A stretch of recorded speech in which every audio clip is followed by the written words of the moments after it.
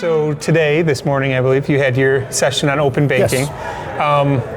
What message did you try to get across to the audience? Well, it's an interesting topic because first off, I think maybe it's going back to exactly what is open banking. Yeah. And maybe the best way to think about it is data sharing. And the concept of open banking is basically premised on the idea that all the data that's generated through banking transactions belongs to the consumer, the member in the case of credit unions.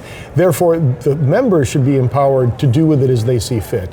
And that means if they want some other entity to have access to it, to provide some other type of service, they should have the right to actually make that decision. So that's been happening in one way, shape, or form for quite some time with folks like Quicken and Mint and different other organizations, Cash App.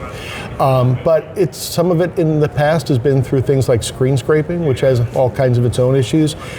There's been a set of rulemaking that's been put out by the CFPB that I think the comment period ended last December. It was like a 290-page document. Jeez. Kind of saying, okay, here's how we're going to move forward with this. And the question is, okay, it's not a perfect document by any stretch of the imagination, but it's an attempt to kind of at least put a line in the sand and move things forward. So exactly what form that takes and how we move forward from here is kind of the question that we're dealing with.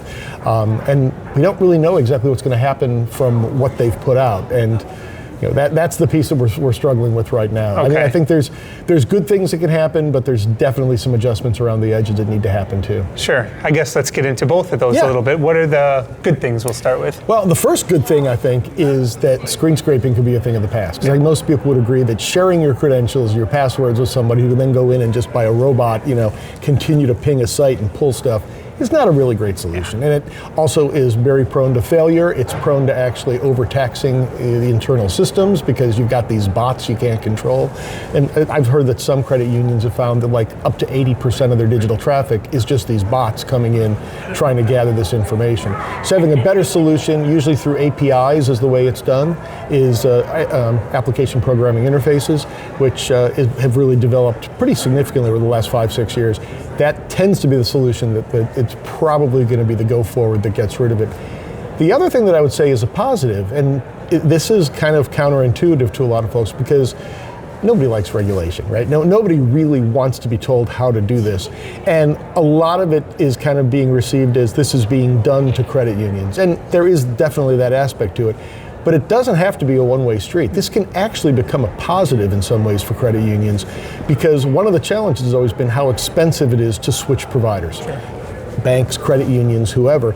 Well, we know that in many cases, consumers would rather work with a smaller institution, a credit union, somebody bigger than a big bank, somebody smaller than a big bank, I should say. And it just becomes too big of a hassle to disconnect. Well, this is going to make it easier to actually reconnect and port that information.